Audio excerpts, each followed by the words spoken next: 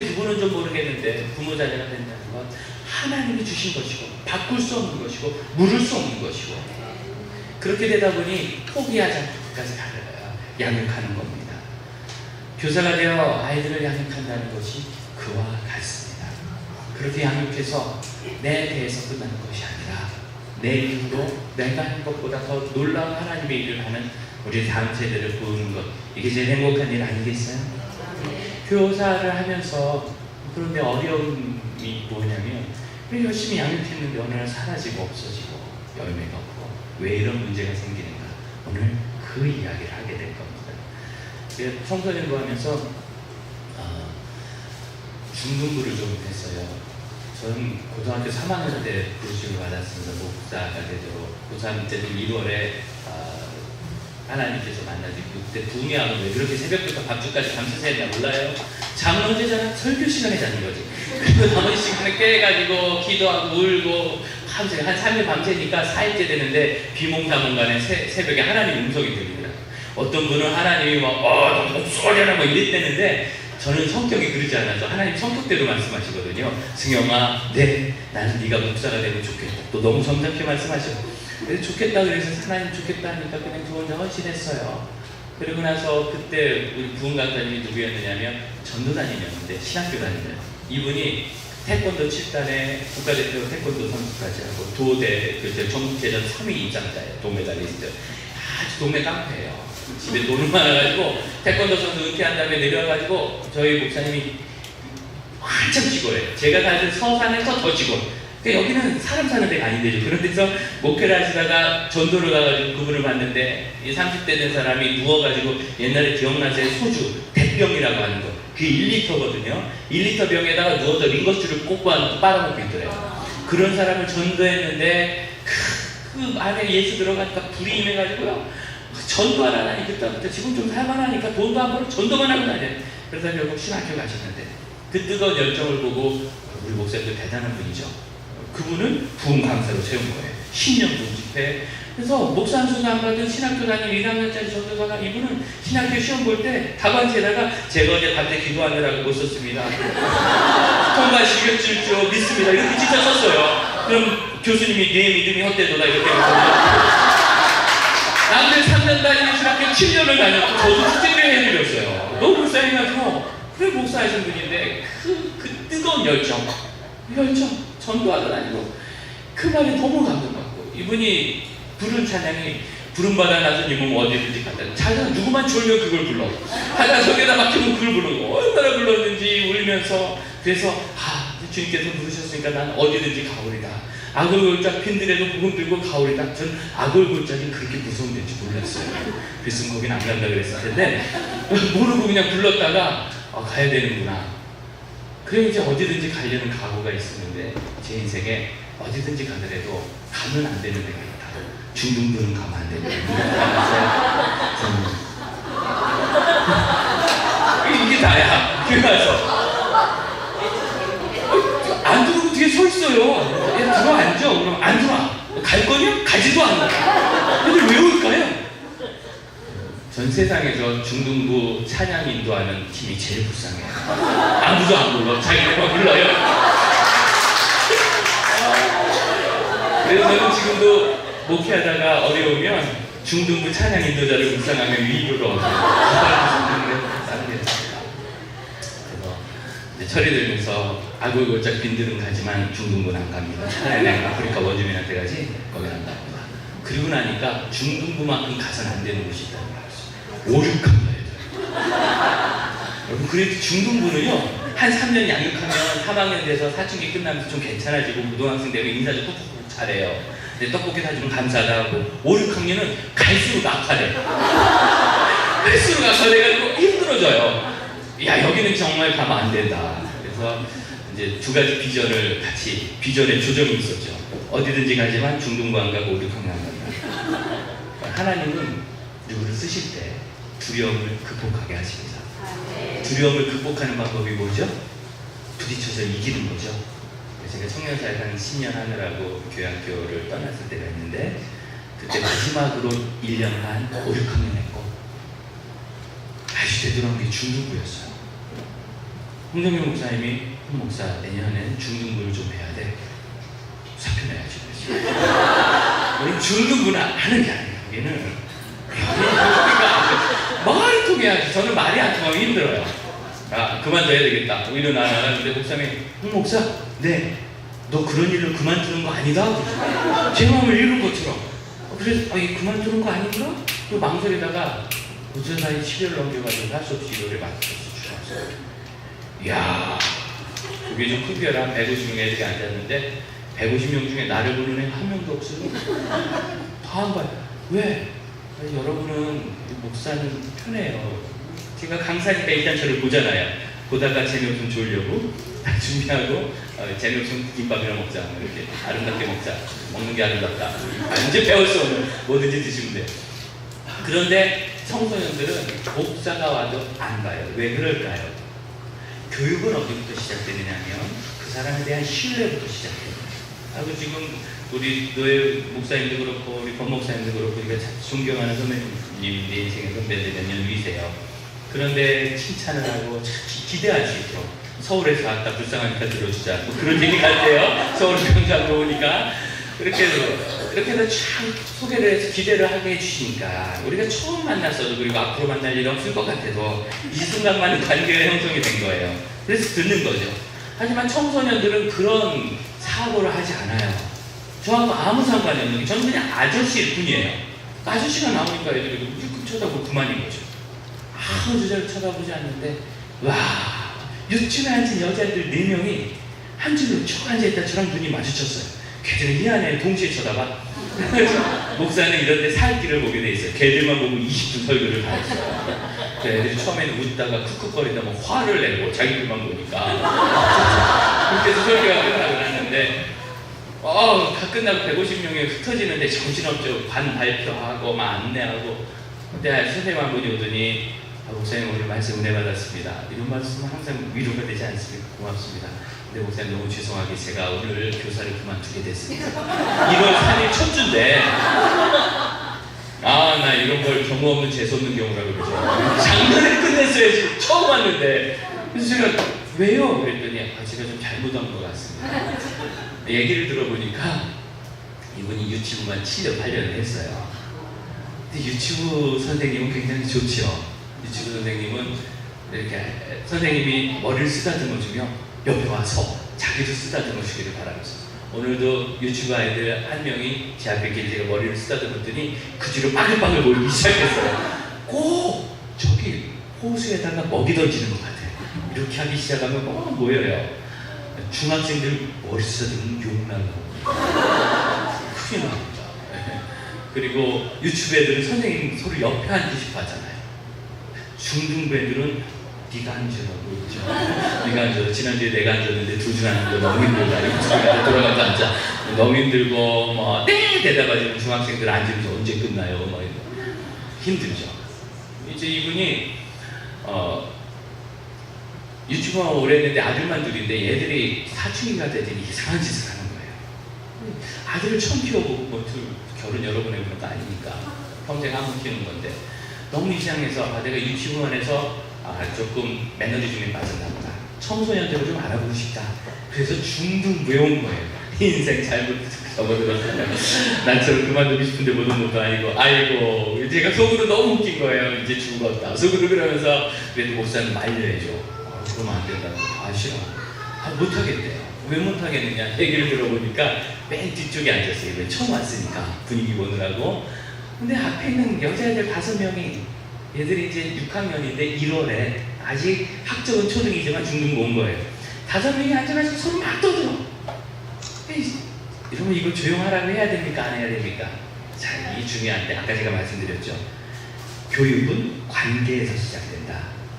그러니까 이 아이들에게 내가 그런 이야기를 해도 되는 관계냐 하는 게 중요한 거예요. 그 말이 옳은 말이냐 하는 것이 중요한 게 아니고 물론 옳은 말을 해야죠. 하는 말씀을 전해야 되지만 관계가 안 되는데 말하면 그 이야기가 믿겨지지가 않는 거예요. 하나님 말씀이 들어도 믿어지지가 않죠. 그런데 어리고 순진하면 관계가 쉽게 막혀요.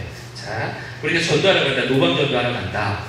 지나가는 4학년에 아줌마 저기 교회 선생님인데 내가 이렇게 재밌는 얘기 잠깐만 해줘도 돼? 그럼 걔는 일단 쳐다보고 어쩌면 들을 수도 있어요. 그죠? 여러분 지나가는 어르신한테 나 교회에서 왔는데 제 얘기 들으시겠어요? 들어요? 안 들어요? 안 듣죠? 가끔 듣는 사람이 있는데 제정신이 아닌 경우도 있고 뭐 그날따라 너무 심심했거나 뭐 이렇게 화를 풀고 싶어서 그런 경우도 있고 어쨌든 쉽지는 않아요. 맞죠? 노방전도 다녀보면 주는 거 받아가는 정도지 거기 멈춰서 내 얘기 3분 1회를 들어주는 사람은 거의 없어요. 아이들은 지금도 10명에게 하면 대여섯 명은 들어줄 준비가 돼 있고 저처럼 좀 꼬시레이션을 잘하는 사람은 7, 8명 정도 얘기를 합니다. 말을 붙일 줄 아니까. 이게 뭐냐면 어리고 순진할수록 관계를 쉽게 맺는다는 거예요. 1, 2, 3, 4, 5학년까지는 선생님을 처음 봐도 관계를 좀 맺으려 하지만 6학년부터 중2, 3까지는 아예 관계를 맺을 생각이 없어요. 처음 보는 사람과는 몇 번 만나고 신뢰가 쌓여야 되는 거예요. 그러니까 이분이 유치부만 했으니까 처음 봐도 너 이쁘다, 얘는 이쁘다 그러면 끝나요. 그런데 얘는 좀 이쁘고 해서 이분이 유치부에서 하는데 유치부에서 누가 칭얼거리고 떠들면 자 전도사님 말씀 듣자 앉히고 이렇게 해야죠. 해야 되는 거예요. 칭얼거리고 떠들면 전도사님이 조용히 시키세요 이러면 안 되는 거예요. 네가 설교하니까 네가 해 이러면 안 되고 보조하는 선생님이 하고 애가 울면 어떻게 해요? 어떤 분은 또 거기서 달래. 그래서 더 시끄러워 달래는 소리 조용히 의심하고 설교하는데 타임아웃 데리고 나가야 되는 거예요. 왜? 일단 예배가 방해되니까. 유치부는 특별하잖아요. 한 명이면 연달을 울어요. 그죠? 그래서 잠시 후에 다 울어. 누가 보면은 부흥 대집회가 열어줘요. 회개가. 그런데 주제를 바꾸고 회개를 그냥 어차피 울었는데. 그러니까 유치부는 한 명이 울고 부적응 행동이라고 하는데 현장에 적응하지 못하면 타임아웃 해. 일단 내고 나가서 내가 보면 뭐 빤하죠. 엄마한테 가겠다는 거죠. 엄마한테 가자. 그리고 엄마한테 가는 건 바보야. 그냥 한 바퀴 돌고 들어오면 돼요. 잊어버려요. 한 바퀴 도는 순간 엄마한테 가기로 한 건 까먹어요. 대부분 아이는. 이렇게 해서 달래서 데리고 가야 돼요. 그러나 중학생들은 아무나 조용히 시킬 수 있는 건 아닙니다. 그건 저도 못합니다. 처음 봤을 때는. 저는 비결이 있어요. 그래서 싹싹 빌어요. 한번 봐줘. 좀 조용히 해주면 안 되겠니? 그러면 애가 불쌍해서 들어줘요. 하지만 이런 요령이 없는 사람은 안 돼요. 근데 이분이 처음 보는 애들 5시 앞자리에 앉아서 떠드니까 좀 조용히 해봐. 목사님 말씀 좋으니까 좀 들어보자. 네, 다 쳐다봤어요. 중학생이 처음 보는 아줌마 선생님은 왜 볼까요? 간 보는 거예요. 쌩가? 이렇게 봤더니 아들들 키우는 유치부 7년 아줌마 너무 순진무구해 보이니까 별거 아니다. 자신이 붙으니까 얘들이 또 날아다니는 애들이에요. 비행 청소년 그래가지고 재수없어. 오늘 교사하면서 재수없어 못 들어보셨어요? 이 동네는 정말 수많은 여러분 천국에서 그렇게 하는 거예요. 재수없어. 우리 동네는 재수없어가 일상 언어예요. 재수없어 그럼 고맙습니다 여러분. 욕하는 감사한 거지. 네, 재수없어 들어본 적 없는 사람 이번 주일날 돌아오는 주일날 감사한 거 하세요. 인생이네요. 재수없어. 상상도 못한 얘기를 들어요. 이거 놀래가지고 어머니 평범해지고 얼굴이 빨개졌어요. 아이들이 미안해할 줄 알죠. 짱을 내요. 야, 너 향수야. 향수 막 들여서 재수없다. 그래서 이분이 꽃향기에 취해서 재수없어. 소영 씨는 내를 내가 잘못했구나. 그만둬야 되겠다. 그만두겠다. 또 웃기게 속으로. 좀 비웃을 수 없잖아요. 위로하고 그래도 우리가 맡은 일이 있는데 해야지. 못하겠대. 반년만 해보세요. 3개월만 해보세요.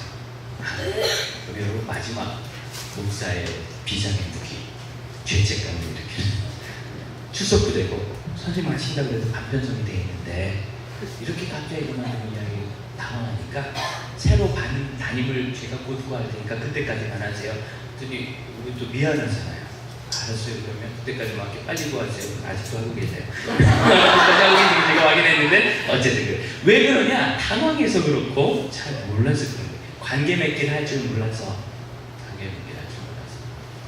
자, 교육은 무엇이라 얘기할 수 있는가?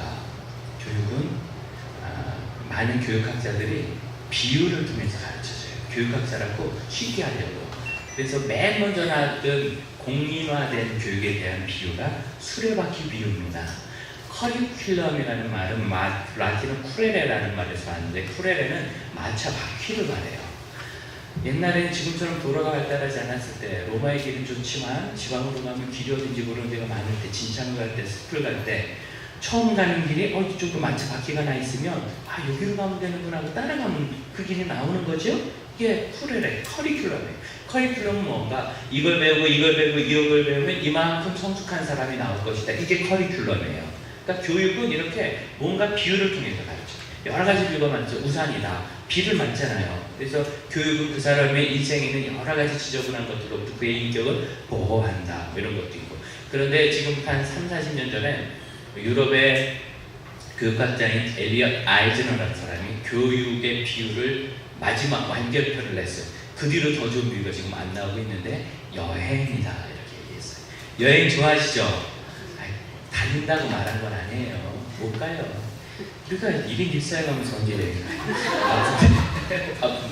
그러지만 간다면 가고 싶죠? 좋아하시죠? 그래서 성도들끼리 모여가지고 선교지도 방문하고 여행 가고 저희 선교에서도 참 좋은 선교사님들이 전 세계에 많거든요. 가서 기도도 해주고 위로도 하고 사역도 하고 좋아요. 그렇게 돈 많이 안 들어요. 요즘 저가 항공이 있어가지고 저가 항공도 안 떨어지고 잘 가요. 그래서 목사님들이 잘 끊으세요. 가시면 좋은데 그래도 여행지 가면 어렵죠. 낯선 여행지 갔을 때 말도 안 통하고 아는 사람도 없다. 어때요? 당황스럽죠. 제대로 찾아가려면 한참 걸려요.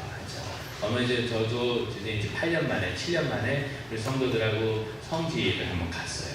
모여가지고 목사님을 갔는데 로마 시내를 정말 한나절에 중요한 데 다 돌았어요. 뭘 봤는지 기억은 안 나요. 다 돌았어요. 원래 그렇게 하는 거예요. 우리는 여행지를 뒤로 보잖아요. 저거야. 그럼 이렇게 뒤로 딱 보고 가잖아요. 사진만 찍고.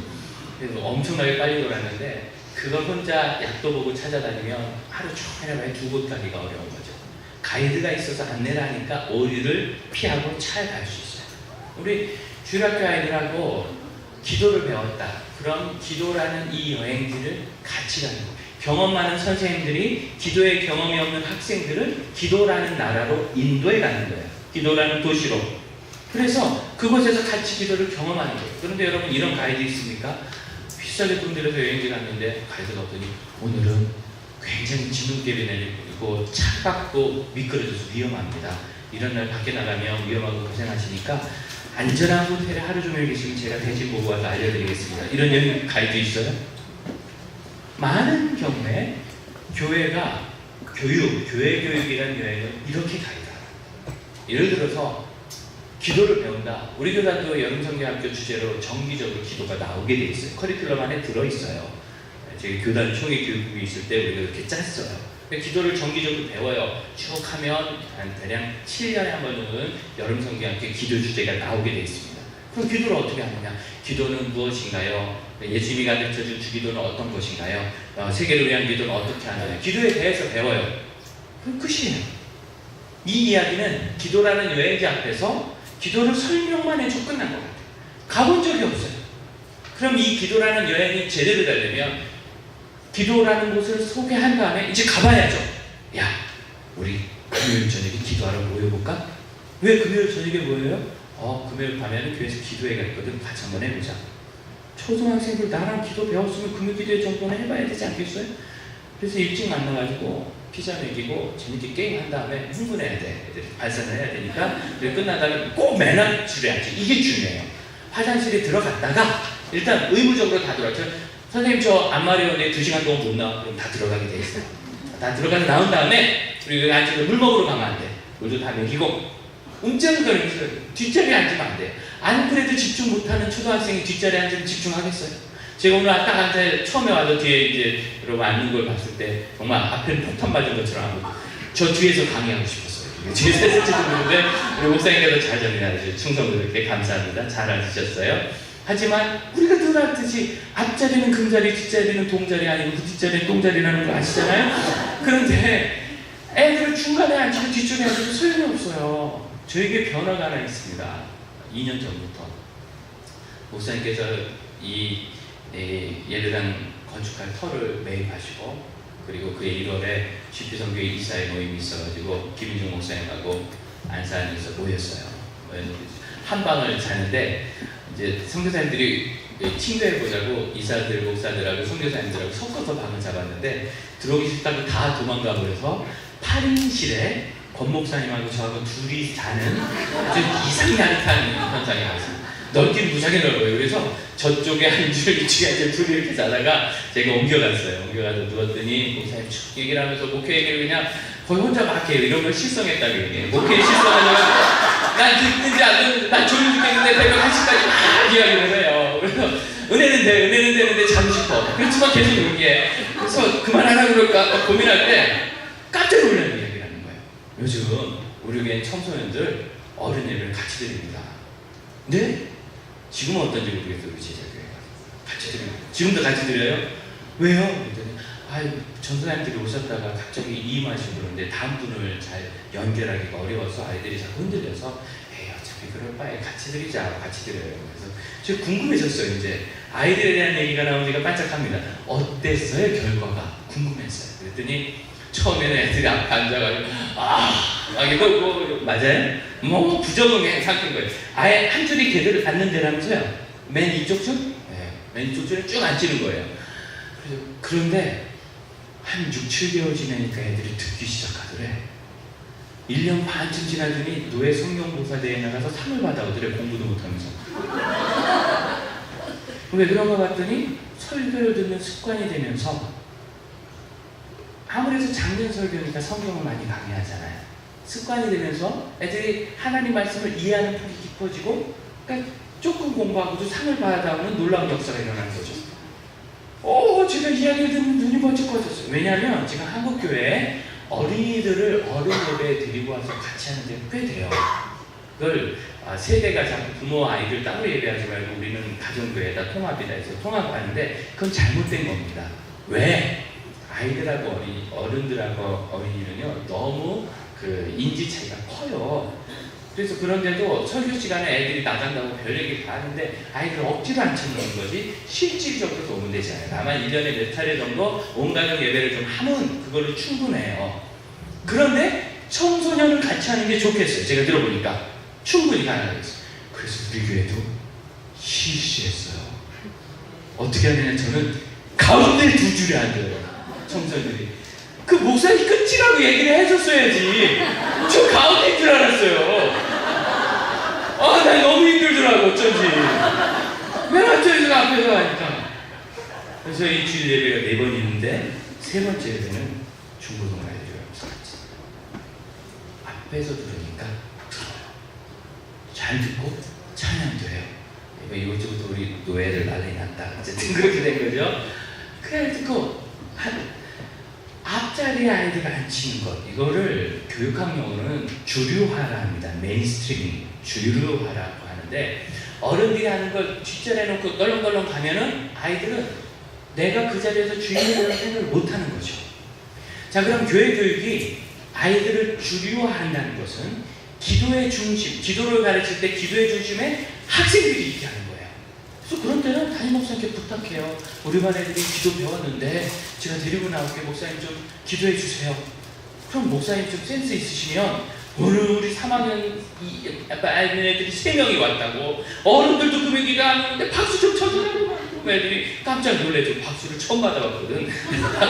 박수 쳐주고 그렇게 하고 가서 기도도 좀 해주고 그럼 처음에 기도할 때 애들이 막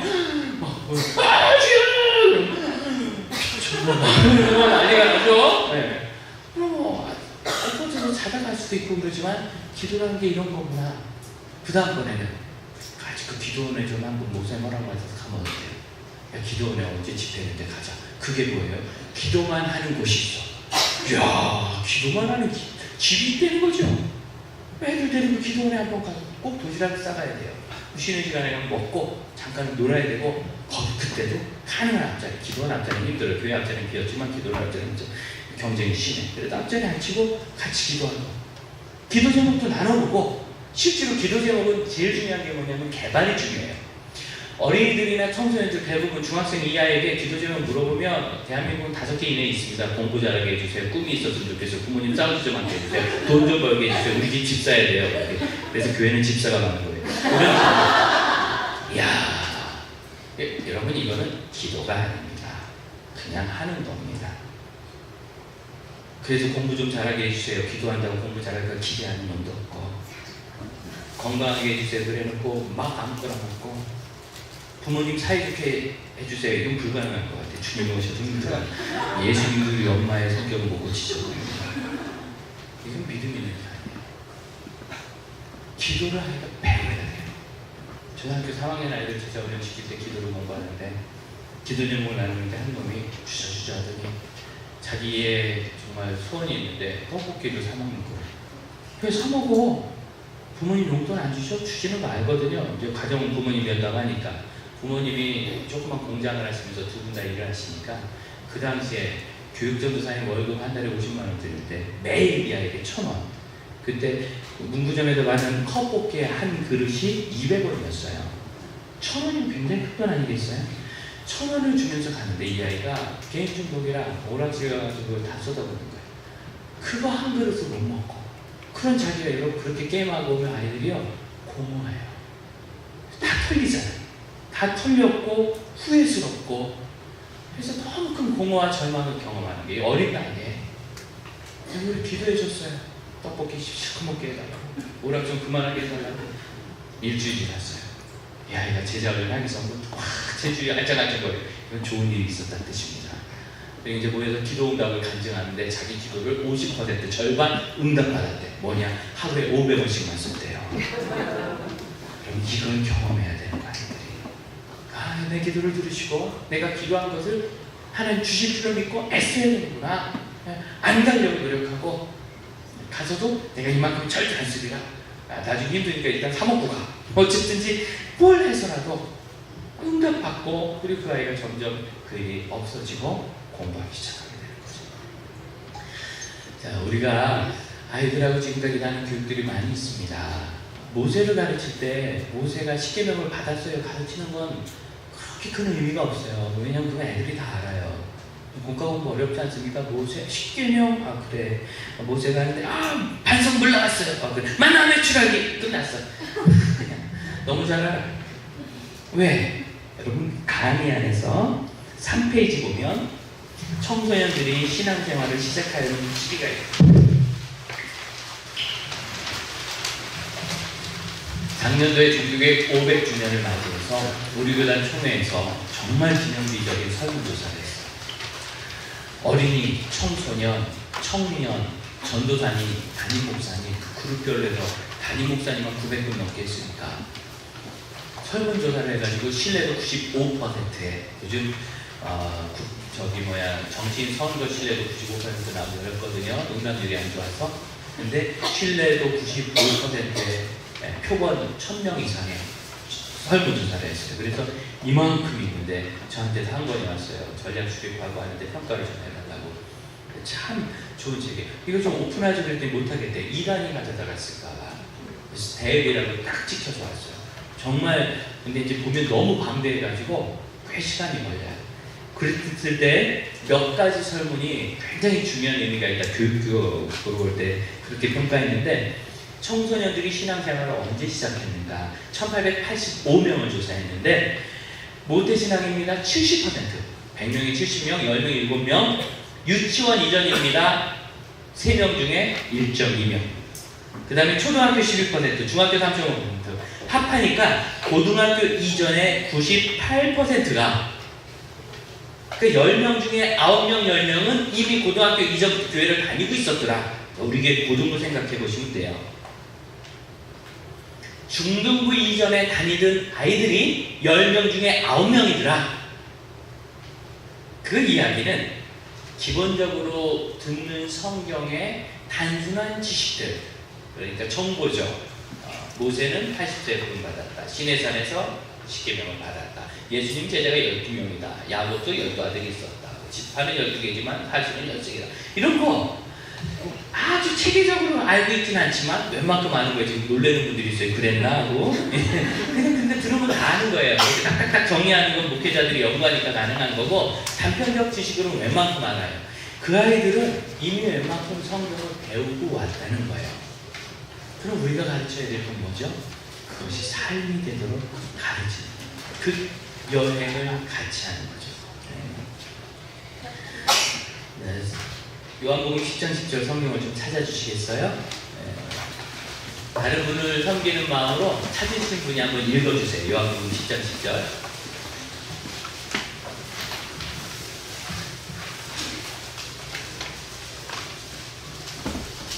요한복음 10장 10절.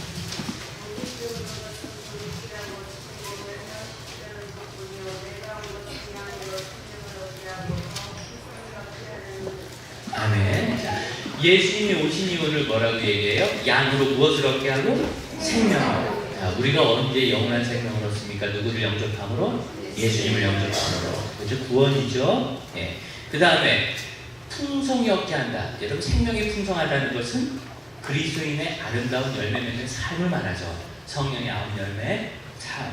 이게 9개의 열매가 아니에요. 이 열매를 헬라어 성경을 보면 단수로 씁니다. 프루츠가 아니라 프루트, 단수로 되어 있어요. 단수로. 그러니까 9개가 아니라 하나라는 뜻이에요. 하나의 맺히는 9 양상입니다. 한 사람에게 9가지 인격적 특성이 다 맺혀야 되는 거지. 나는 사랑은 있지만 희락은 없어요. 이럴 수는 없다는 거예요. 어느 정도 차이는 있어도 한 사람에게 다 맺힐 수 있고, 이 9가지 인격적 특성이 완전한 분을 생각하면 예수 그리스도가 생각나는 거죠. 이게 풍성한 삶인 거죠. 자, 디모데후서 3장 17절을 한번 읽어주세요. 네, 찾으신 분이 읽어주세요. 모든 성경은 하나님의 감동으로 된 것으로 교훈과 책망과 바르게 합니다. 의로 교육하기에 유익하니. 3장 17절 읽어주세요.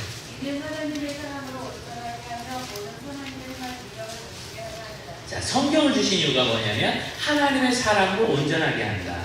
여러분, 온전한 하나님의 사람은 완전을 이야기하는 것이 아니라 하나님의 사람이 되는 시작을 이야기합니다. 이미 우리에게는 하나님의 완전한 형상이 들어있습니다. 태초에 하나님께서 창조하실 때 하나님을 닮은 사람을 만드셨죠. 그러나 죄로 인하여 그것이 파괴되었어요. 언제 회복되죠? 예수 그리스도를 영접할 때 하나님의 형상이 회복되는 거예요. 이게 구원입니다. 그래서 하나님의 사람이 되는 것은 구원입니다.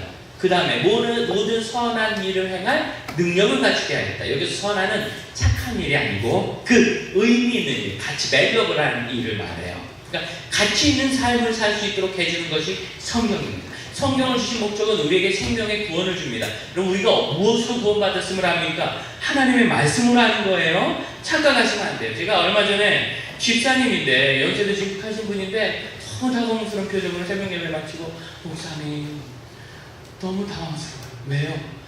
제가 나이가 좀 되니까 친구들이 자꾸 죽어요. 죽음이 가까운, 당연한 거죠. 저도 죽음이 어제보다 오늘 가까웠어요. 이제는 그런 거예요. 다 떠날 날이 있는 거고, 살다가 죽을 일이 꿈 같아요. 지나가는 거예요. 여기가 우리 영원한 곳이 아니라고. 그런데 왜 당황할까? 이분이, 목사님 저는 아직 죽으면 안 돼요. 제가 죽은 다음에 천국에 가지 안 갈지 제가 확신할 수가 없어요. 제가 깜짝 놀랐어요. 뭔 소린가? 자기는 예수를 믿긴 하지만 자기는 너무 부족한 게 아직 많고. 이야, 성경은 뭐라고 얘기합니까? 사람으로서 뭐받을 길이 없는 거예요. 영접하는 사람, 꼭 그 이름을 믿는 사람은 하나님의 자녀가 된 권세를 주셨다 약속하고 있고, 믿는 자는 영생을 가진다니, 내가 믿는다면 이미 구원이 임했다고, 가질 것이라가 아니라 믿는 자는 가졌나니 완료형이라고요. 믿을 때 가졌다는 거예요. 너의 착한 행실이 아니고. 사람이 어떻게 착한 행실이 있습니까? 오늘도 일찍 나서 1인 1쌀 하느라고 그 일찍 가야 되니까 밥 차려놓고 빨리 먹으라 했는데 안 먹어가지고, 엄마 교회 가야 되는데 왜 안 먹으라고 소리 지르는 것은 죄입니다. 아무리 그것이 의미 있는 일이지만 소리 지르면 안 되는 거예요. 분노하지 말라고 그러셨어요. 화내도 되는 일이란 없어요. 네? 화내만 해서 화내도 되는 일은 없어요. 제가 나이 30에 청년들 가르칠 때 아이들 꽤 잘못했어요. 임원들이. 그래서 모여있는 자리에서 제가 야단 안 쳤어요. 야단 쳐도 된다고 생각했고 마음이 너무 안 좋아. 부회장 받은 자매가 저렇게 생각이 깊었어요. 내가 오늘 좀 실수했나? 물어봤더니 아니요 목사님 우리는 혼날만 했어요. 위로가 되네. 그런데 이 자매가 두 번째 한 얘기가 뭐냐면, 그런데 목사님 화내지 않고 말씀하셨으면 저희가 더 큰 교훈을 얻었을 것 같아요. 제가 토시 하나 드리고 다 기억합니다. 화내지 않고 말씀하셨으면 더 큰 교훈을 얻었을 것 같아요. 우리는 상대방이 잘못하면 화내도 된다고 생각하고 저 사람 잘못했으니까 내가 신경도 내도 된다고 생각해요. 그런 일은 없어요. 예수님도 화내셨잖아요. 예수님 화낸 게 아니고 그것이 옳지 않다는 것을 선지자적으로 증언한 거지. 그럼 여러분도 십자가 못 박혀 죽든가. 그걸 하면서 채찍질한 건 어떻게 또 딱 한 번 나오고 찾아가지고 갖다 대고 채찍으로 돌렸었다고. 그들을 내는 거예요. 그리고 거기서 하나님 말씀 가르치시잖아요. 그분이 우리가 하는 식의 분노를 했다면 그 하나님의 말씀을 어떻게 하시겠어요? 어떻게 기도를 하시겠어요? 거기서 승질 내는 거. 자, 여러분, 우리는 어떤 경우에도 완전한 삶을 살지 못해요. 그러나 성경은 예수를 믿는 믿음으로 죄사함을 얻었느니라 말씀합니다. 이 말씀 때문에 내가 구원받은 걸 아는 것이요. 그래서 하나님의 말씀을 주신 것은 하나님의 사람이 되게 하는 그런 일이고, 구원받은 것에서 끝나지 않고 우리가 이 말씀을 가르치고 나누고 같이 여행을 하듯이 배움으로 이 아이들이 구원받은 사람의 행복한 삶을 누리기 시작하는 거예요. 이게 바로 성경 말씀입니다. 기독교 교육은 두 가지. 첫째, 구원을 나눌 수 있어야 되고, 두 번째, 그리스도인의 성숙하고 행복한 삶을 나눌 수 있어야 돼요. 이게 예수님이 오신 목적이며 성경을 주신 목적이고, 예수님께서 그분의 사역을 우리에게 맡긴 거예요. 제자를 삼을 때 세례를 주고 가르쳐 지키게 하라. 늘 그 얘기예요. 또한 우리가 가르치는 성경은 그게 주어진 목적이에요. 그러므로 모든 그리스도인 선생님들은 내가 맡은 아이들이 구원의 확신을 가지고 생활하고 있는지 점검할 수 있어요. 그래서 전도를 배워야 돼요. 목사님께서 처음에 전도 강의를 할래요? 하고 하셨던 것 같아요. 제가 그런다고 했었는데 나중에 들어보니까 그냥 강사도 뭐 이따 동의하시지만 하고 교회에서 전반적인 걸 했으면 좋겠다. 전도는 제천에도 있습니다. 한국 어린이전도협회가 참 잘 가르칩니다. 저는 청년 리더들도 거기 훈련 보냅니다. 3일 클럽 훈련 3박 4일 합숙하면서 전도 배우는데요. 전도는 현장에서 하면서 배워야 되는데 어른 전도는 현장이 어려워요. 가서 말을 붙여서 들어줘야 사역 일을 하는데 말을 못 붙이니까 말만 붙이다가 와요. 풀 붙이듯이. 그런데 어린이들은 잘고지레이션 하면 다 들어요. 그래서 충분히 현장 실습이 되기 때문에 복음의 무장이 있습니다. 그리고 영접하는 걸 봐요. 안양에 가면 석수교회라고 해요. 우리 교회는 큰 교회입니다. 그래서 교회학교 교사 세미나를 3주간 해주세요. 뭐 전도에 대해서 갈수 있지 후배인데 가서 첫 주에 강의하면서 제일 먼저 3주니까 복음 자체를 가르치고 이거를 이번 주 안에 자기 아들도 있고 딸도 있고 딸의 친구도 있고 남편도 있고 누구든지 3명이서 함께 하고 오세요. 한 절반 정도가 축제를 해왔더라고요. 어땠어요? 난리가 났어요. 너무 행복한 거예요. 근데 이제 제일 심각한 건 이 사람 영접 기도를 하긴 했는데 이게 진짜인지 의심스러워. 왜 내가 막 대충 정했거든. 잘 못하거든. 처음 배우게 했으니까. 근데 네가 잘해서가 아니라 그분이 가짜로 했을 것 같아요. 그 순간 진심인 거예요. 마음으로 믿어. 진심인 거예요. 진심. 단 영접하고 났는데도 아무것도 바뀐 게 없어. 그래서 실감이 안 나는 거죠. 그 다음부터 뭔가 삶을 살아야 되니까. 제일 인상적인 건 한 두 분인데 이분들이 전도를 너무 하고 싶어서 무려 1년 반 동안 토요일마다 3시간씩 요방 전도를 했는데 단 한 사람의 열매도 얻지 못했어요. 그런데 어린이 전도를 하면 된다는 소리를 듣고 그 주에서 4명이 영접하고 노방에서 1명이 그날 교회로 오는 거예요. 기절할 듯이 둘째 주에 와가지고 흥분해가지고. 영혼의 무게는 어른이나 아이랑 똑같고 영혼의 길이는 어른보다 애들이 깁니다. 어른들은 인생을 좀 썼고 애들은 아직 짱짱해요. 주님께 드릴 인생의 길이가 우리보다 많아요. 그래서 제자 삼았을 때 교회의 효과도 훨씬 큽니다. 저는 정말 우리 충북 동료회가 요즘 청년 없다고 그러는데 참 죄송해요. 그 없는 청년 저에게 200명 넘게 있어요. 여러분 열심히 중고등학교 때 가르쳐서 서울로 대학교 보내가지고 우리 교회에 와 있습니다. 감사합니다. 사실 얼마 전까지 한 달간 3주간 입원하고 지금 2달째 치료를 받고 있어요. 이걸 형편이 안 되는데 일전에 한번 펑크를 낸 적이 있거든요. 권목사님 되게 존경하는 분 뭐라고 하시고 더구나 제가 지방은 웬만하면 거절하지 않으려고 해요. 죄책감이 들어서 각 지방에서 참 믿음 좋은 애들이 다 우리 교회 와서 도착해가지고 완전 너무 죄송합니다. 그러나 제 비전은 그 아이들이 저와 함께 평생을 사역해도 좋고 자기 고향으로 내려가는 아이가 되는 거예요. 일자리니 뭐니 서울에서 터전이 있어도 너무 멀어서 못 가잖아요. 제천 정도는 마신상업을만 하대. 제가 오는데 좋던데요. 좋다고 좀 해봐요. 제천 좋아요. 공기도 좋고, 그죠? 그래서 주말마다 가서 교회 섬기면 한 교회 사역 아니에요. 그런 아이들이 생겨나는 비전을 품읍시다. 아멘입니까? 야, 엄마 아빠 여기서 고생하니까 너는 오지도 말고 거기서 살아라. 행복하지 않아요. 하나님 맡기신 사명을 할 때 살면 행복한 겁니다.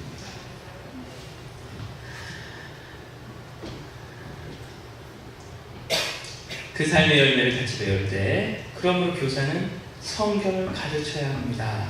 숫자로 보는 우리 교회 어린이 N 표본 집단 1472명에게 설문을 했어요. 자, 중요한 거 이겁니다. 잘 보셔야 돼요.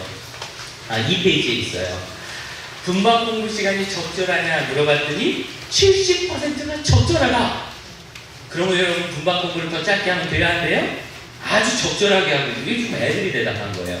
그 다음에 짧다고 무조건 8.5%가 있으므로 더 길게 하시기를 바랍니다. 오늘이 길다고 한 애는 8%밖에 안 돼요. 1,400명 중에 한 100여 명만 그렇게 대답했던 거예요. 자, 어린이적 교회 학교를 주일학교 그만 다닐 생각을 했느냐? 했더니 그런 적을 한 적이 있다는 애는 13%밖에 안 됐어요. 그러므로 여러분, 이 애는 틀림없이 교회에 나올 줄로 믿고 더 세게 가르치십시오. 교회 안 나올 거면 겁내지 말고, 10명 중에 한 명이 나올까 말까 그런다고 안 나올 생각을 해본 적이 있다고 나오고 있는데 9명은 그런 생각을 해본 적이 없어요. 그럼 자신있게 가르쳐야 되는 거예요. 안 믿으시네. 자, 이게 더 중요해요. 우리 교회 학교에 만족하는가? 무려 78%가 만족한다.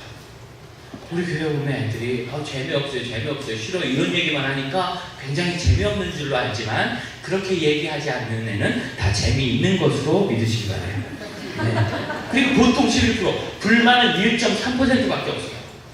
이 어린이들도 양심이 있어서 우리 선생님이 나 때문에 잘못 걸려가지고 어쩌다가 목사님이 교회학교 교사를 하다가 이렇게 나 같은 놈 만나서 죽도록 고생한다는 걸 알아요. 그래서 우리 선생님께 만족한다고 78%나 대답했다는 사실, 불만은 1.3%밖에 없다는 사실에 하나님께 영광 돌리시고 기뻐하시고 자신감 회복하시기 바랍니다. 이거는 서울의 통계가 아니에요. 전국교회 통계예요. 전국교회 표본을 뽑아서 제가 오늘 전하고 싶은 얘기는 그 아래 두 칸에 있습니다. 뭐를 좋아하느냐? 교회학교에서 그동안 한 것 중에 뭐가 재밌냐? 이거는 복수응답이고 숫자입니다. 약 500명의 아이들이 레크레이션적인 요소를 좋아한다. 무슨 게임, 수영장 간 거, 눈썰매 탄 거, 요리대회 한 거, 이런 걸 좋아한대요. 그리고 예배, 훈련, 찬양 이런 게 좋다는 아이는 130명. 나머지 응답하지 않았어요. 대충 봐도 4배 이상 레크레이션 노는 게 좋다가 많죠? 그런데 이 중요한 건 이거예요. 어린이들에게 교회에서 무엇을 가르쳐 주기를 원하느냐? 라고 물어봤더니 놀려주셔야 하는 애는 40명밖에 없어요. 그리고 예배, 훈련, 찬양팀 이런 거 하고 싶어요. 여전히 150여 명. 그 다음에 중요한 거, 제가 그리스도인으로 사는 것을 가르쳐 주셔야 하는 애들이 33명. 자, 그러면 약 180명 넘는 아이들이 훈련받고 싶다고 얘기했고, 이 얘기는 성경 말씀을 배우겠다는 얘기예요. 아이들의 용어대로 하면. 왜 그래서 더 재밌어야 돼요 라고 얘기한 애는 40명밖에 없었다는 거예요. 4배죠? 4배가 넘어요. 전도사님들에게 설문한 게 있어요. 제가 안 적었는데, 교단 총회 교육부가 뭘 해주기 원하느냐 그랬더니 공과를 쉽고 재미있고 짧게 해라. 쉽고 재미있고 짧은 거는 세상에 없어요. 네가 해보지. 조금 먹고 배부르게 해주세요. 거의 비슷한 거예요. 많이 먹었는데 살 빠지게 해주세요. 설사는 없는데 그럴 수는 없잖아요. 세상에 그런 게 어딨어요. 근데 이 전도사님들의 요구가 지금 현장에서 느끼는 스트레스를 보여주는 거예요. 뭐냐면 재미가 없어서 교회에 안 온다는 거죠. 아이들이 재미없어 한다. 공과 공부가 재미없다고 한다. 그리고 길다고 빨리 끝내주세요. 이러다 말이죠. 학원 가야 된다고 빨리 끝내주세요. 그리고 어려워요. 이런 얘기 많이 해요. 이게 싫다 거짓말입니다. 아이들이 하는 얘기는 이 설문조사는요, 해석이 중요한 거예요, 해석이. 이걸 이해하는 것이 필요하기 때문에 조사는 양적 조사와 질적 조사가 같이 해야 되는데 이런 대단히 설문하는 걸 양적 조사를 해요. 질적 조사는 시간을 40분 이상 얘기해두고 몇 사람을 면담해서 그게 무슨 뜻인지를 알아보는 걸 말합니다. 재미없다고 말할 때 이 재미없음이 무언가 했더니 원래 얘는 재미없는 거예요. 요즘 우리 아이들이 요즘 뭐가 재밌어요? penny? 예? 게임? 아, 무슨 게임? 아, 이거? 잘 보세요. 재밌어서 하나, 습관적으로 하나. 게임하는 애들 인상쓰는 하죠. 승질내면서 하지 않아요? 그럼 재밌는 거 하면서 승질내보셨어? 재미없어, 재밌어, 이랬어요? 개꿀 재밌어, 이랬어요? 아주 습관적으로 하는 겁니다. 습관이에요, 습관. 그거 하면서 행복해하는 거 보셨어요? 게임하고 날 때 막 너무 행복해. 행복하게 다크스쿨 내려가지고 어깨 아프고 매달려서 제가 어떻게 하느냐, 제가 중학교 2학년 때까지 게임 중독이었어요. 충남 서산에 PC가 없을 때 게임 중독에 빠지는 것은 정말 기적입니다. 그 당시 오락실은 밤 11시 되면 다 10시 반 되면 문 닫고 보냈어요. 게임 중독이 될 수도 없는데 중독이 돼가지고 내가 중2 때까지 제가 전교 탑이었어요. 그럼 시골에서는 게임장, 공부장, 싸움장은 3위일체로. 전 청소도 면제예요. 나 그냥 갈게. 그럼 가라고 그랬을 거예요. 카톡 뒤로 깨야 되니까. 우리 학교에 잘하게다 놓은 이런 거지 같은 생활을 하다가 제가 중학교 때 예수님 만나서 목사가 돼요. 여러분의 아이들이 게임 중독인 건 목사가 되느냐?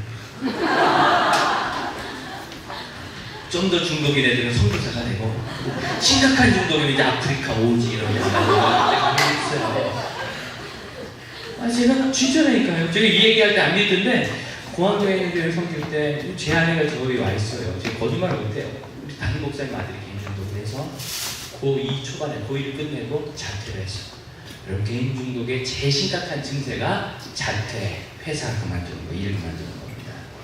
그 직전까지만 해도 그래서 사람도 싫어하는데 자퇴하고 일 그만두기 시작하면 이제 완전히 페인 모드로 넘어가요. 정말 심각해져요. 그래서 부모님들이 자퇴아들 몇 명 모아가지고 필리핀 국제학교를 보냈더니 요것들이 그래서 작당해서 등록금 빼달려가지고 세부를 놀러가 그랬어. 세부 호텔 가서 등록금 탕진하고 노는데 2주에 다 떨어졌는데 호텔 주인들이 일부러 안 쫓아내다가 2주분이 더 밀렸을 때 볼모로 자꾸 전화해서 안 오면 팔아버린다. 구출대가 가서 구출해왔어요. 여러분, 길이 없을 것 같죠? 그럼 하나님으로 못하는 일이 없습니다. 믿습니까? 같이 기도하고 사랑하고 이 아이가 고디로 몇 달 뒤에 게임 중독 끊어지고 총신 가서 대학 못 가서 전문대학 갔다가 4년제 편입했다 결국 학사 가서 충진 가서 목사 안수 받고 케냐 선교 준비하고 이름 다녔다는 걸 믿으시기 바랍니다. 심각한 게임 중독이라 케냐 갔다. 조금 덜해서 동남아나 이런 거 같은데 심각한 중독이라 케냐 갔다. 걱정하지 마세요. 하나님 못하시는 거 없어요. 믿습니까? 믿습니까? 제가 잘 알아요. 게임을 해봐서. 그런데 전혀 행복하지 않아요. 재미없어요. 그러니까 늘 모든 게 재미없어요. 우리 아이들은.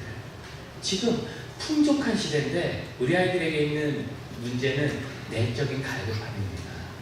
아무리 열심히 살아가야 미래가 없다. 그래 7% 세대니 5% 세대니 3% 세대니 헬조선이 수전이 이런 말을 매스컴했을 때 떠드는 게 사단의 전략이라고까지는 못하겠지만 우리 아이들에게 눈꽃만큼도 보면 안 돼요. 우리 교회 사역자 중에 꽤 이렇게 조금 사회 부에 대해서 확 하는 분이 있었어요. 저희 교회 청년들이 좀 제가 7년 된, 지금 위임한 지 7년 된 애들이 8년째예요. 7년 전에 우리 교회 청년분 2명 모였어요. 교회 안에도 미운 돌아다니는 애들이 10명도 안 됐어요. 지금은 200한 2, 30명 모입니다. 주일마다. 소그룹에 참여하는 사람만 어제 보고받았는데 100명쯤 됩니다. 그리고 그 외에도 굉장히 많이 열심히 잘 참여하고 있습니다. 다 여러분이 모여주셨어요. 죄송합니다. 그런데 아무래도 요즘 시대가 그러니까 현재 20대에 20%가 아무 일도 안 하고 있어요. 직장이 없어요.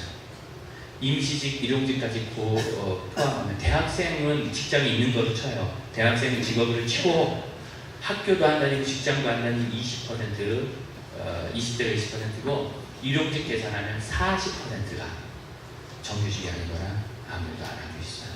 심각하죠. 저희 교회 아이들도 거기서 벗어나지 못합니다. 그걸 보고 막 흥분해가지고 얘들 목사님 너무 교회에 있으면 안 돼, 빨리 가라고 그러세요. 걔들 가면 뭐 하는데? 영어 공부해? 영어 공부했으면 여기 있겠다. 아무것도 안 해. 그럼 어울려 다니는데 또 PC방 가서 밤새는 거예요. 그러지 말고 일 있으면 일하고 공부할 땐 공부하고 그것도 저것도 못하고 있으면 와서 기도하고 교회 봉사해라. 길을 찾아주고 저희는 그래서 저희 부부는 그런 아이들이 여러 살렸습니다. 제가 누구 이름 됐어요. 헤어져서 흡수서 적혀있는 거 7장짜리를 저한테 뽑아다 주더라고요. 그래서 내가 열심히 읽고 여러 번 읽고 밑줄 치면서 읽은 다음에 이 글을 쓴 기자는 누구를 도와줬대요. 그랬어요. 불평한 건 누구나 할 수 있어요. 길을 열어줘야지. 마치 자기가 의로운 사람인 것처럼, 자기가 무슨 홍길동인 것처럼 부의 불균형 얘기하면서 흑수저 얘기하면서 뭐 출발점이 다르다는 둥. 제가 오늘 청소년 설교 주제는 BTS예요. 방탄소년단. 방탄소년단을 제가 공부하다 깜짝 놀랐어요. 공부해야 돼요, 그 친구들. 굉장히 컴플렉스한 복잡한 팀입니다. 그게 빌보드 차트라는 게 그냥 되는 게 아니에요. 세계적으로 영어권 노래가 아닌데 영어로 된 노래가 아니면서 빌보드 차트에 오른 건 3개밖에 없어요. 그 유명한 강남스타일. 네, 그 한참 유행할 때, 강남스타일 유행할 때 스위스에 있는 제자가 전화해가지고 어머 목사님 지금 창밖에 스위스 애들이 강남스타일 그러면서 말춤 추면서 뛰어다녀요. 한 10시대. 대단했어요. 또 하나 옛날에 남미의 마카레라는 노래였어요. 마카레라는 노래예요. 그 2개가 비영어권으로 빌보드인 제대로 의미있게 차트에 난 2곡입니다. 방탄소년단 BTS 노래는 완전 한국어예요. 영어 몇 개가 조금 들어갔지. 그리고 그 한국어 내용이 굉장히 철학적이고 그리고 젊은 층의 마음만. 그런데 그걸 미국 사람들이 어떤 분들이냐면 외국어 영화를 안 봐요. 자막이 없어요. 미국 극장에는. 귀찮아서 안 봐요. 그런 사람들이 한국어 노래를 막 대단한 겁니다. 저절로 된 게 아니고요. 춤 열심히 춰서 그런 게 아니라 어마어마하게 노력했을 뿐만 아니라 아주 창의적이고 사회 문제에 대한 깊은 고민이 들어있어요. 근데 이 친구들이 놀라운 것은 소속사 빅엔터라는 회사는 신생회사입니다. 그래서 많은 사람들이 걔들은 못 든다. 인기 있을 때 뭐라고 불렸느냐면 초통령이라고, 초등학생들이나 좋아하는 팀 이렇게 불렀어요.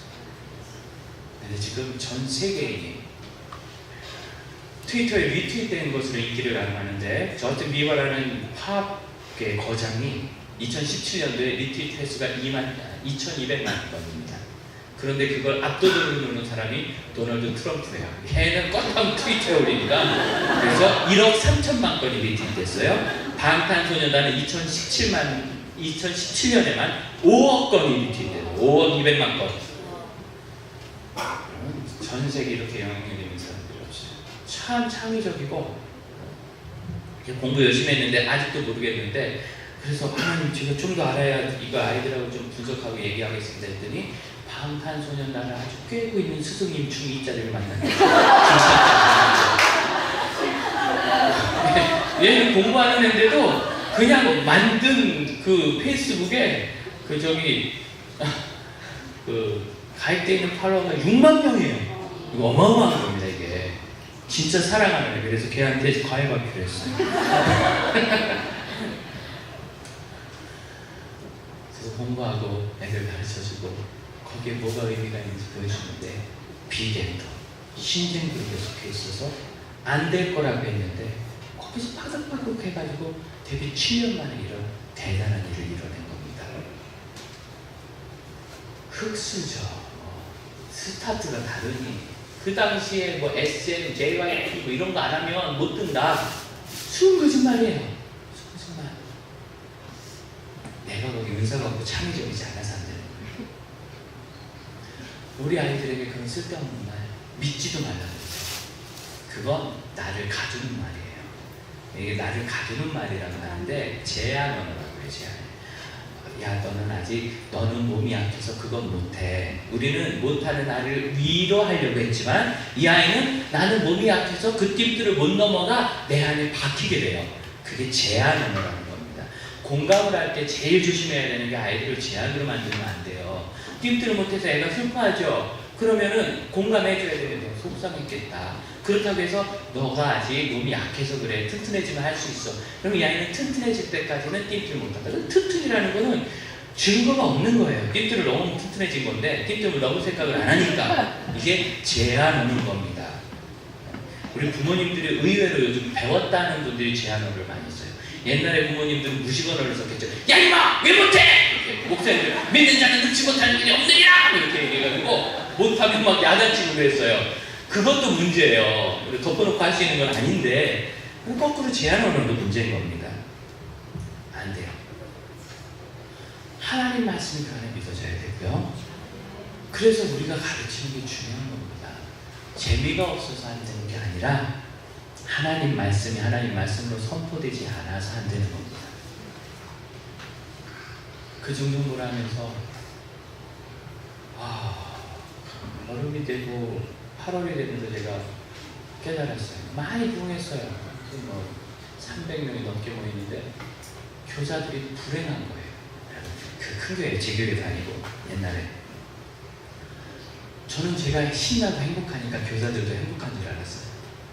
근데 교사들이 너무 불행하고 그래서 교사가 100여 명이 됐는데 앞자리에서 제가 일본 사람처럼 사과하고 저는 제가 행복해서 여러분도 행복한 줄 알고 이직까지 일을 했는데 너무 힘들다는 걸 알았습니다. 그 이유가 뭔지 기도부터 찾아보겠습니다. 우리가 이걸 이겨야 합니다. 하고 아이들도 인터뷰하고 교사도 인터뷰하고 그러고 3주 만에 알았어요. 하나님 말씀의 은혜가 교사와 학생 간에 없어요. 제일 심각한 문제 교재. 우리 교단 교육부 직원들 만들면 정신 차려라. 니들이 개구용지 만드는 거예요. 재밌게 하려고 미쳤어요 거의. 사실 이 시대는 재미만 있으면 다 통하니까. 그런데 여러분 하나님 말씀을 아무리 재밌게 가르쳐봐야 재미없어요. 하나님 말씀은 웃겨서 배우고 재밌어서 배우는 게 아니라 의미가 있고 생명이고 나를 변화시키기 때문에 배우는 겁니다. 이건 몰라요.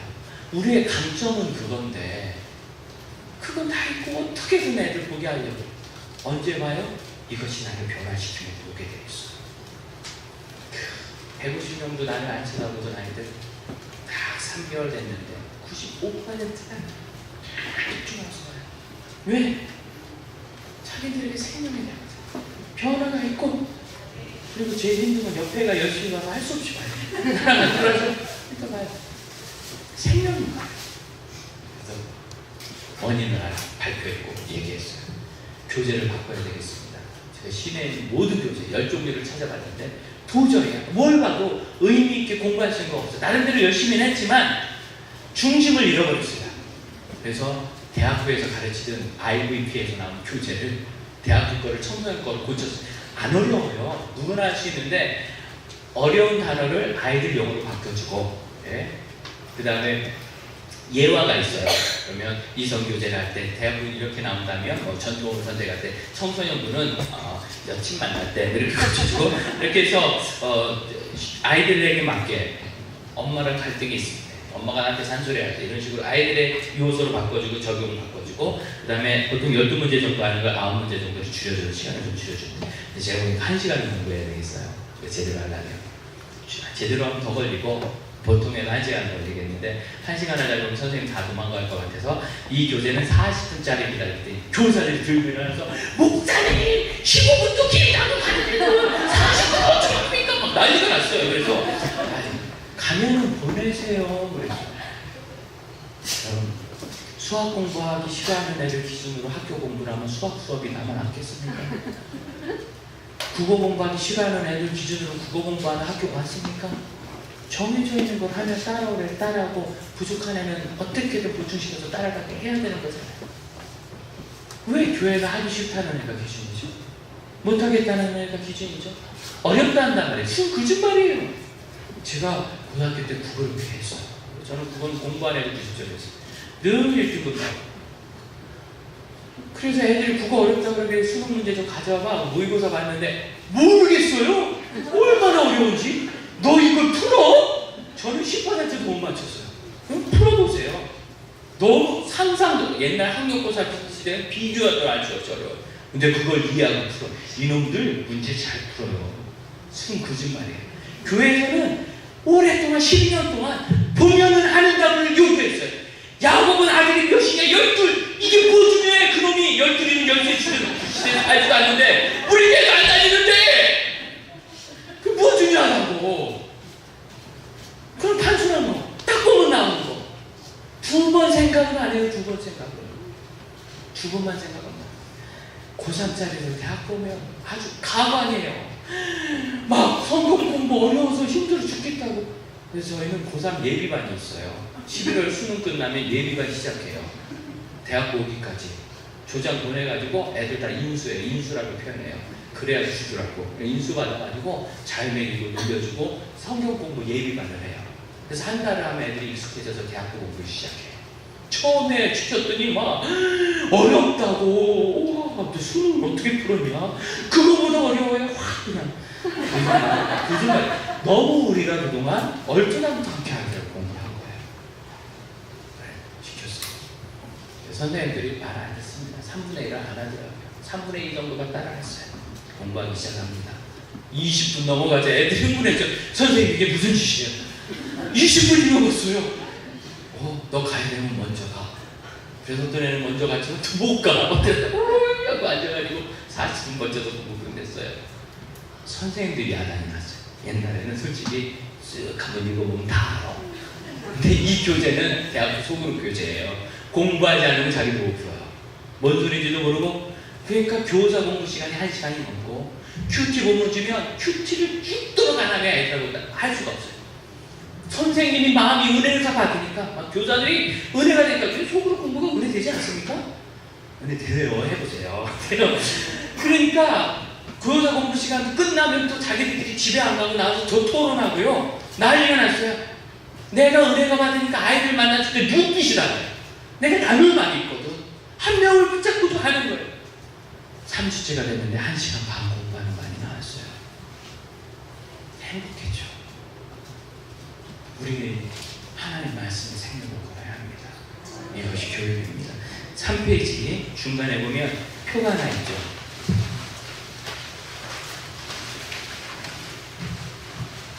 우리 교단의 교육 목표는 하나님의 말씀을 배워서 그 말씀으로 살아 세상을 변화시키고 하나님께 영광 돌리는 그리스도인을 양성하는 겁니다. 쉽게 풀어서 말하면. 그런데 어린 청소년들에게 물어봤어요.